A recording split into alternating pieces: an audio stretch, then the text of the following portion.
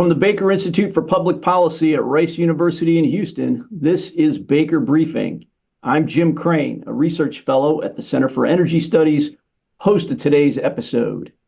Today's topic, the Red Sea attacks on shipping and the role of Iran and its regional allies. Missile and drone attacks by Yemen's Houthi movement have been wreaking havoc on shipping in and around the Red Sea since October. This is diverting traffic away from some of the world's most vital maritime choke points, and it's causing yet another trade disruption after the Russian invasion of Ukraine in 2022 and the COVID pandemic. The dozens of attacks since October are claimed by the Houthi to be in response to Israel's attacks on Gaza. All of this is causing big shifts in shipping. The biggest of those is that there have been zero LNG transits through the Red Sea since January 17th. All of those liquefied gas cargoes have been rerouted, mostly around Africa. The Saudis have almost completely halted crude oil shipments to Europe through the Bab el-Mandeb Strait at the mouth of the Red Sea. But the Saudis have a workaround.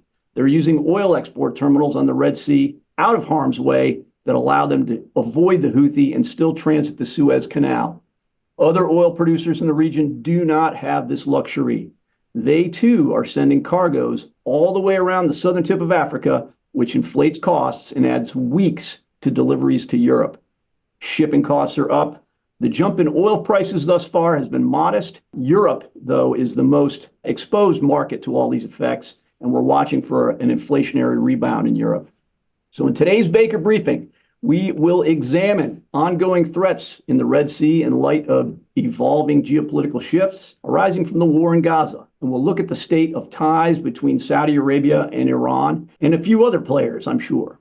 Joining us today are three of my colleagues: Ambassador David Satterfield, director of the Baker Institute and current U.S. Special Envoy to the Middle East for Humanitarian Assistance, and two of our fellows for the Middle East, Christian Coates Ulrichsen and Mohammed Tabar.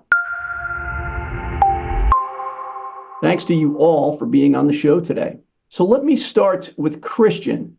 Let's discuss the players in these Red Sea attacks. Could you explain to our audience just who are the Houthi and how have they come to control Yemen? Thanks, Jim. The Houthis are a clan based in the northwest of Yemen who, since 2004, have been at the head of a revivalist movement of Zaydi Islam, a branch of Shia Islam.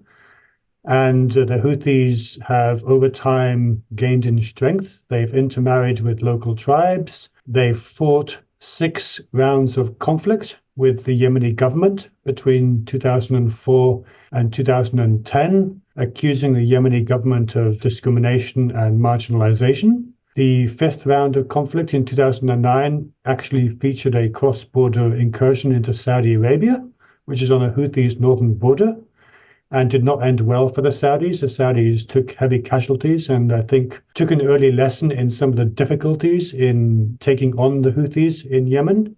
In 2011, the Yemeni president, Ali Abdullah Saleh, was ousted by massive street protests, but he didn't leave the country. He remained in country. And in 2014, the ousted president, Ali Abdullah Saleh, actually threw his support behind the Houthis to try to destabilize his successor. And that support, not Iran's support, it's often misconceived that Iran allowed the Houthis to sweep into the capital in 2014, but it was Ali Abdullah Saleh, the ousted president, who supported the Houthis, giving them the strength to sweep out of their northern stronghold, capture Sana'a in 2014, and then extend their control over much of the other parts of Yemen, which then led Saudi Arabia, the UAE, in March 2015 to intervene in the Yemeni war to try and push the Houthis back. And what we've seen over the past few years is the Houthis in control of the capital, Sana'a, over large areas of central and northern Yemen, and a multi-fissured civil war featuring many different groups in other places in the country. So the Houthis control the capital. They control many of the state resources in Yemen, which make them quite different from, say, Hezbollah in terms of their ability to access state resources for their activity. They control a lot of the coastline as well, so they get access to some of the shipping, right? Well, and you remember in the 2018, 2019, there was a lot of talk about Hodeidah, the port on the Red Sea, and whether or not the Saudis and Emiratis would try to attack it. And so that was a big thing back in 2018-19. So the Saudis have been fighting the Houthi since at least 2015. How do they see the current situation? Well, Saudi Arabia intervened in March 2015, 2 months after King Salman became king. And Mohammed bin Salman became Minister of Defense before he became Deputy Crown Prince. And Mohammed bin Salman, I think, really saw the campaign as a way to try and show that he was decisive and strong leadership material. The intervention hasn't gone the way the Saudis or Emiratis would have hoped. It hasn't resulted in the defeat of the Houthis militarily, strategically, operationally. The Houthis remain in control of large parts of Yemen. And really for the last 3 or 4 years at least, the Saudis have been looking to try to disengage, but in a way that doesn't make it appear like they've been defeated. And so there have been successive rounds of indirect channels with the Houthis, of dialogue, of negotiation.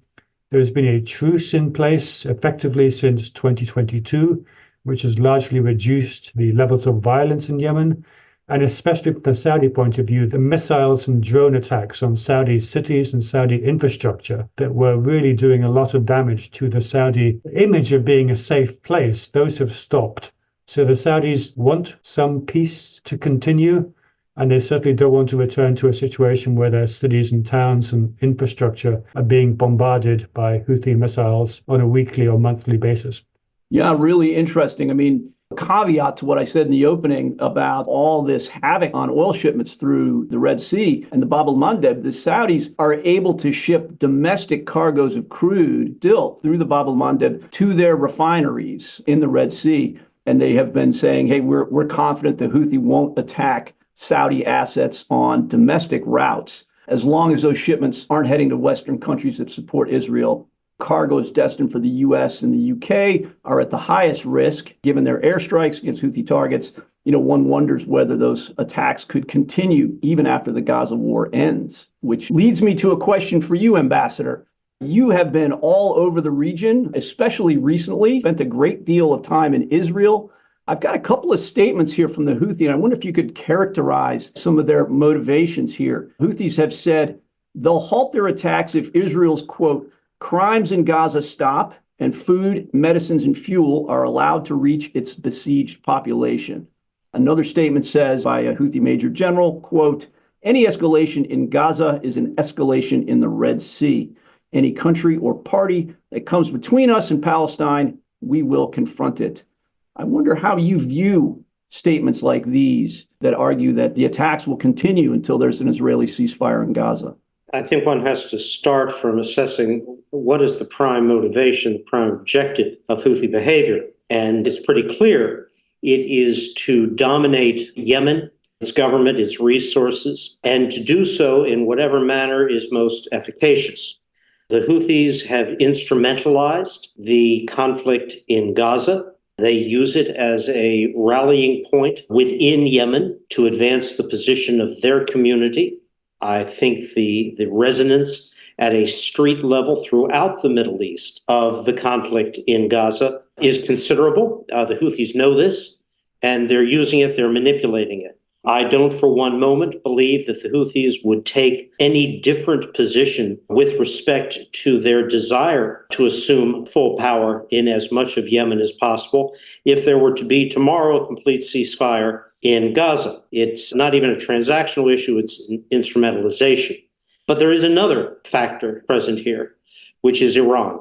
The Houthis are their own organization, and I don't want to diminish that in any sense. They are not a puppet of Iran. However, Iran uses the Houthis as a projection point, a proxy point for its own objectives in the region, which are wholly negative. Destabilization, advancement of Iranian interests through threat, intimidation whenever possible.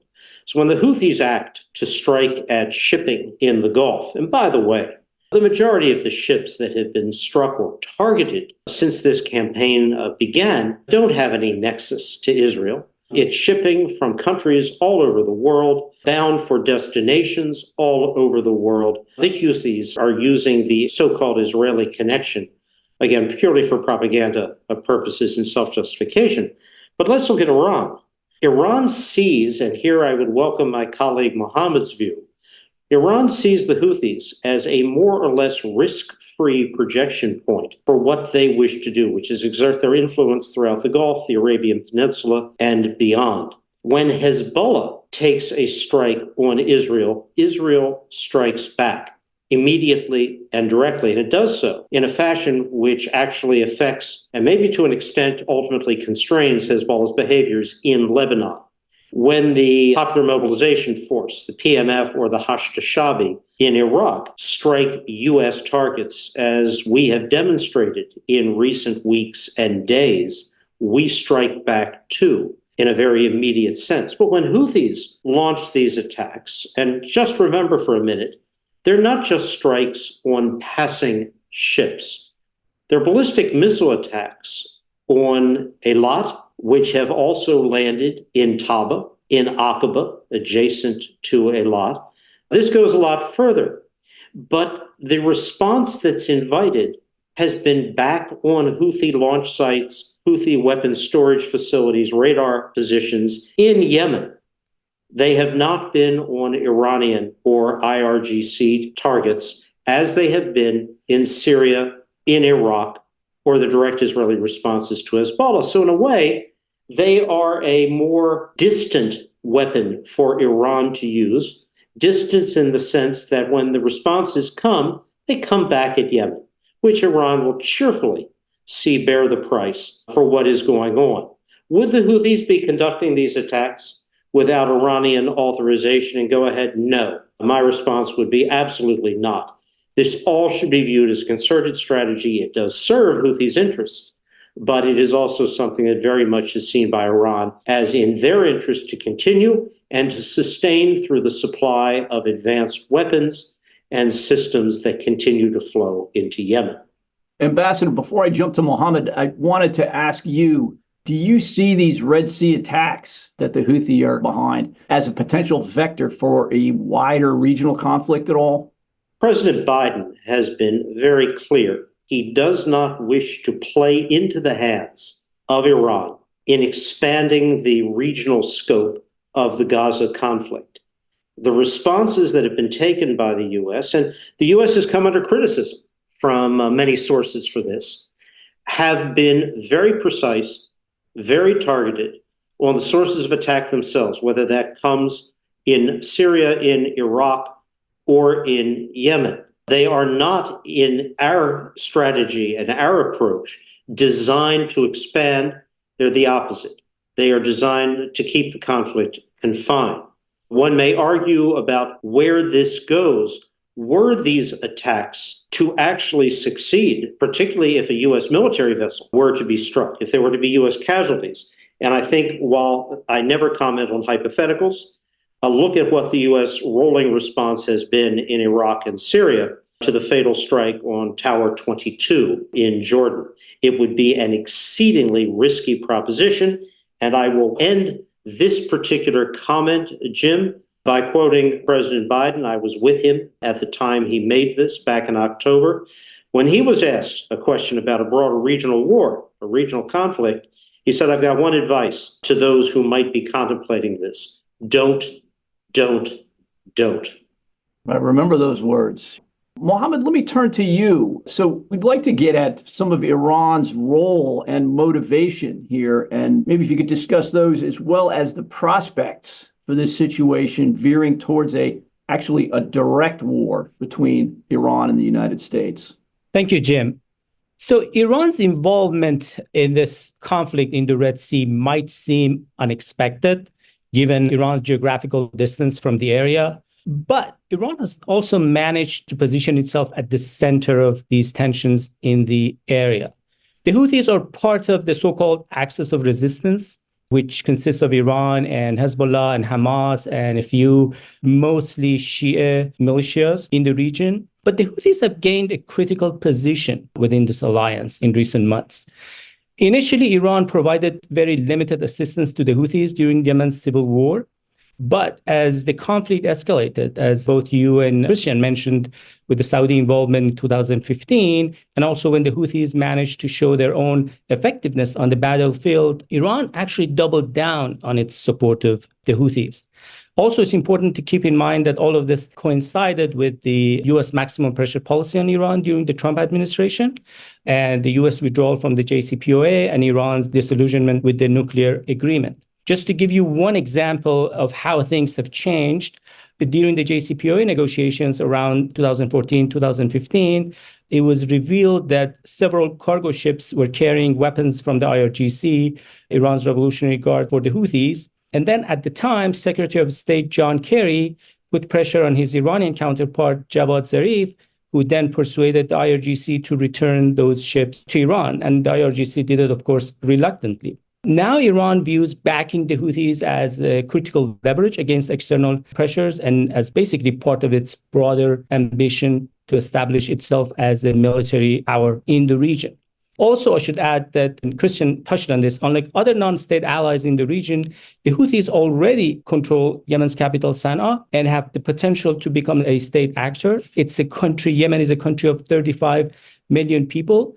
And I found it interesting that some Iranian analysts claim that the Houthis could actually form a strong army of 1 million men. Of course, this might sound too ambitious, but it's remarkable how the most impoverished nation in the Arab world is aspiring to emerge as a significant player in the region. And it's a fact not lost on Iran. IRGC commanders see the Houthis as basically a divine gift that fell on their lap that could be used to bolster Iran's strategic position. The other issue that how this could expand into a direct war between Iran and the United States, this is indeed a concern for Iran. There's absolutely no question that there is little appetite in Tehran for a direct confrontation with Washington. And Iranian leaders, especially the supreme leader, Ayatollah Ali Khamenei, have consistently reassured the population that war is not imminent. And you see the Iranian media, they're very cautious to show that, yes, there's conflict, what's happening in Iraq, in Yemen, in other places. But the underlying message is it's not close to Iran and it's not going to affect Iran. So they're very cautious. Also, they don't want to affect the market, the stock market, the economy. They know that as tensions go up in the region, they would immediately affect the value of the Iranian currency against US dollars. So they're cautious about how to manage the public sentiment. But at the same time, Iran seems willing to take calculated risks by allowing the Houthis to attack US forces, as Ambassador Satterfield mentioned. The aim of this strategy is to prevent a direct conflict with the U.S. And in fact, it was the driving force behind the establishment of the so-called axis of resistance. But again, as Ambassador Satterfield mentioned, recent events, what we saw in Iraq, showed that these interactions actually have potential to escalate and they have unintended consequences. So Iran does not seek a direct confrontation, but all it takes is basically one tragic incident in the Red Sea that could create a broader conflict that no one seems to want, at least not now. Wow. Thanks, Mohammed.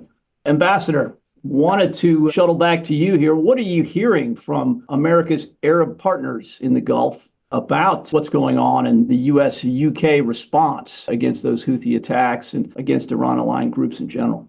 Broadly speaking, our partners in the Gulf, including Saudi Arabia, are happy to see the U.S., the UK, the other coalition members, whether they're involved in the kinetic strikes in response to attacks on shipping or are providing some other form of political or logistical support, they're happy to see efforts taken that are precise, that are directed in response to attacks as opposed to implicitly provocative or self-initiated. There's certainly no opposition. There's deep concern over where this goes.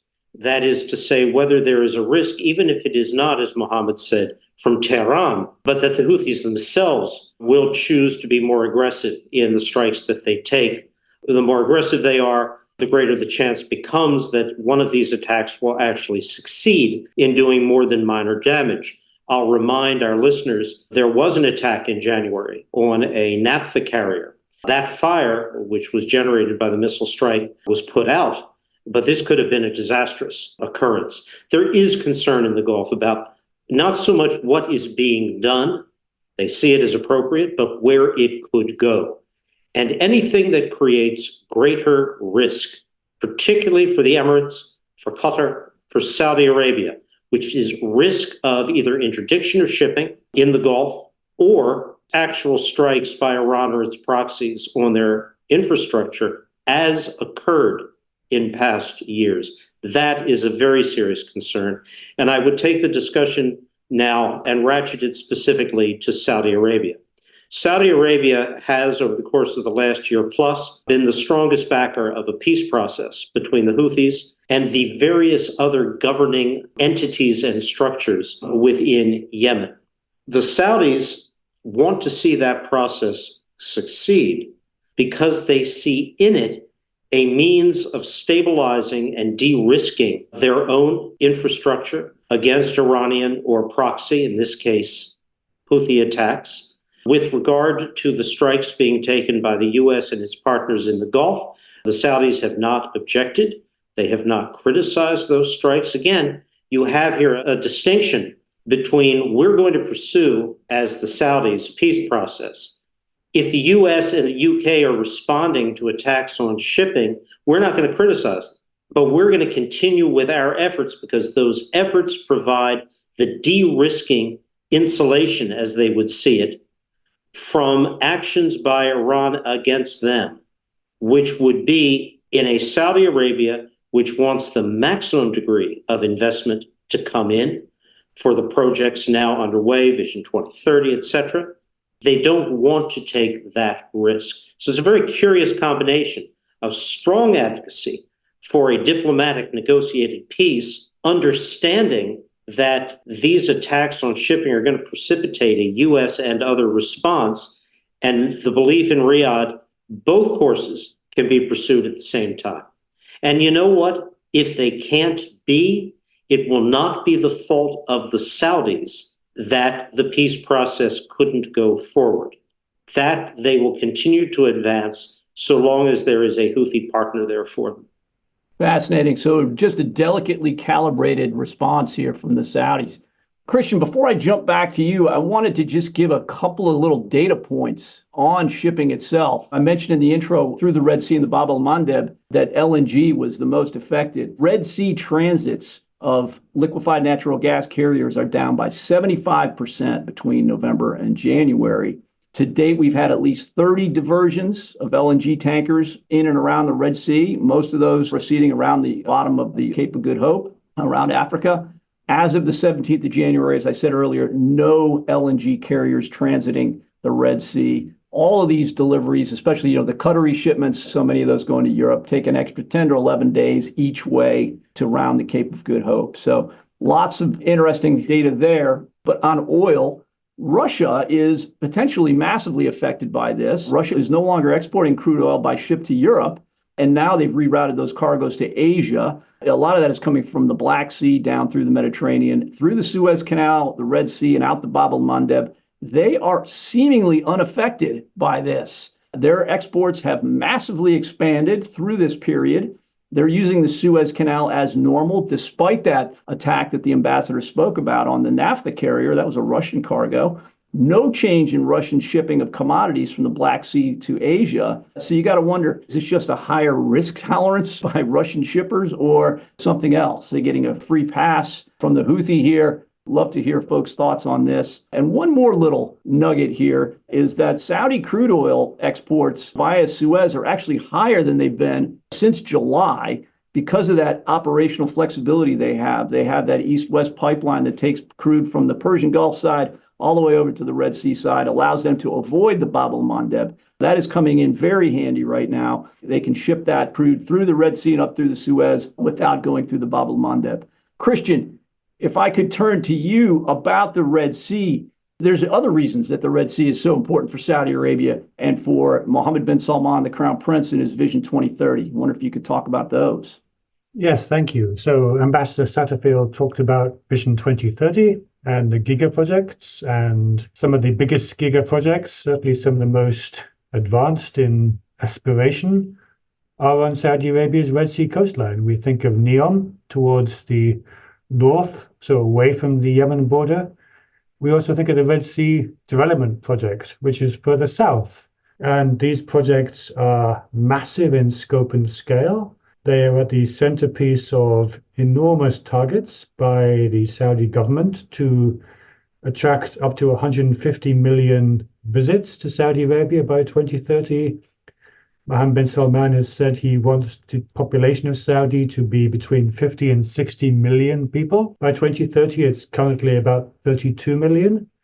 So for these projects to come to fruition, the Saudis will have to attract millions more people to come and live, work, do business, spend time in Saudi Arabia as residents, as tourists. The amount of resources being poured into these projects is vast. But all those projects would be at risk if the perception externally, the perception around the world, was that Saudi Arabia was in a conflict zone. And the Saudi authorities remember very well the 2022 Formula One Grand Prix in motor racing, which took place in Jeddah against a backdrop of thick black smoke billowing from a fuel depot which had been struck by Houthi missiles the day before the race. Those kind of optics which go around the world do not give the impression that Saudi Arabia is a safe place to live and work. So for these reasons, as the ambassador said, we've had this de-risking strategy over the past year and a half to 2 years, which includes the Saudi-Iran rapprochement, the reconciliation agreement between Saudi Arabia and Iran, brokered by China in March 2023. So the Red Sea is pivotal to the tourism, entertainment, hospitality components of Vision 2030, and we're now more than halfway into that vision. It was announced in 2016. So as we get closer to 2030, the year that Mohammed bin Salman has invested so much of his own credibility in delivering this project, the Saudis will not want anything to potentially throw those projects off track. All right. Mohammed, I want to just jump back to you to talk about Saudi-Iran relations, right? As we know, it wasn't too long ago that Saudi Arabia and Iran reestablished diplomatic relations through the help of China. Do you see this regional crisis having any effect or any threat on that budding Saudi-Iran rapprochement? So it's interesting. Initially, a lot of experts expressed concern that this reconciliation could collapse. But actually, so far, this agreement between Iran and Saudi Arabia has shown remarkable resilience, at least so far. I mean, it could change. And in fact, both Iran and Saudi Arabia, they have engaged in some high-level interactions in recent months regarding the ongoing tensions in the region. And of course, I mean, there's no question that the two countries have, historical rivalries and a lot of tensions and old issues that they have to deal with. But at the same time, it does seem that both of them are determined to preserve this arrangement that China mediated. And as Ambassador and Christian stressed, the Saudis are very well aware that their economy is vulnerable to attacks by Iran and its allies in the region. And at the same time, Iran faces significant challenges of its own, including U.S. sanctions and a lot of serious domestic, social, economic, and political issues. Since 2021, under President Ibrahim Raisi, Iran's official foreign policy has been to manage tensions with its neighbors, especially Saudi Arabia. Also, it appears that Iran views its relations with Saudi Arabia as a channel for other diplomatic initiatives as well to address various conflicts, including, what we see in the Red Sea region. So it does seem quite robust, at least so far, this arrangement. But at the same time, all of this could collapse if there is a wider regional war. Okay, well, thanks, Mohammed. Yes, all of this is super interesting stuff. Unfortunately, that's all we've got time for today. Such a complex region, so much to say, and such an important region that always draws us in. We're going to have to stay tuned to this, and believe us, we will here at the Baker Institute. Today's episode was produced by the Baker Institute for Public Policy. We provide meaningful policy analysis on the most critical challenges facing Texas, the U.S., and the world. The Baker Briefing was produced by Victoria Jupp and Shannon Moriarty. Today's production lead was Anna Martine Hugh, and AV Productions led by Kevin Young. Visit us at bakerinstitute.org to learn more, and thank you for listening.